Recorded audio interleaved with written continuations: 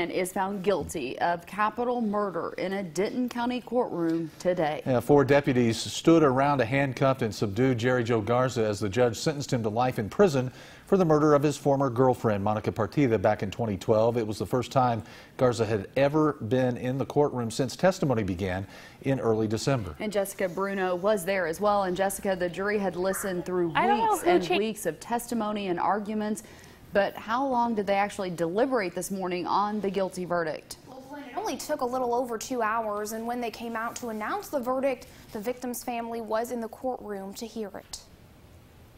Monica Partida's family say they are relieved and thrilled it's finally over, and the killer of a loving mother has received justice. We prayed and prayed and prayed, and we got justice was served for us today. That justice was served to Jerry Joe Garza, who prosecutors say brutally stabbed and strangled the mother of 3 in her home.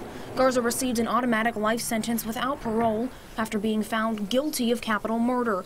The only other option would have been the death penalty if prosecutors had sought it. She's going to rest in peace now. During closing arguments, prosecutors told the jury that 3 words sum up this case: jealousy, rage, and deception. Defense attorneys argued the only evidence the state had was Garza's lies to police, and lying is not evidence of murder.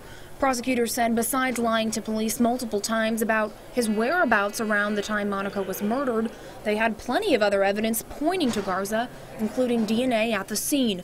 Evidence that the jury apparently believed was enough to remove any reasonable doubt that Garza killed the woman who was a daughter, sister, and mother of 3. Outgoing, loving, she was my daughter. What can I say? To me, she was perfect. Wichita County 78th District Judge Barney Fudge told Garza that with a capital murder charge, the sentence is automatic. That's life without parole. But Garza does have the chance to appeal, which, if filed, attorneys requested that would take place back in Wichita County. All right. Thanks so much, Jess.